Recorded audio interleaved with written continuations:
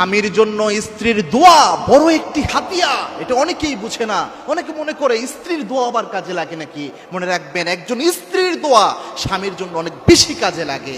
একজন আব্বা আম্মার দোয়া একজন সন্তানের ব্যাপারে যেমন কাজে লাগে, তেমনি ভাবে একজন স্ত্রীর দোয়াও স্বামীর জন্য খুব বেশি গুরুত্বপূর্ণ।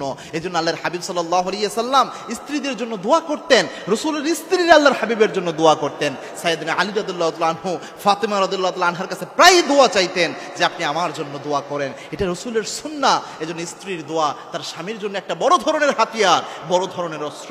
প্রায় সময় স্ত্রীর কাছে দোয়া চাইবেন, স্ত্রীর কাছে বলবেন, স্ত্রী আপনার পরিপূর্ণ হক আমি দিতে পারি না, যেটা আলী রাদিয়াল্লাহু তাআলা আনহু করতেন। আবার স্ত্রীরাও রাসূল সাল্লাল্লাহু আলাইহি সাল্লামকে যেমন বলতেন, আলী রাদিয়াল্লাহু তাআলা আনহুকে ফাতেমা রাদিয়াল্লাহু তাআলা আনহা বলতেন যে আপনার পরিপূর্ণ হক আমি আদায় করতে পারি নাই। এটাই তো ভালোবাসা, এটাই তো মুহাব্বত। এই জিনিসগুলো যদি থাকে কোনো সম্পর্কের মধ্যে, ওই সম্পর্কের আল্লাহর খাস রহমত থাকে।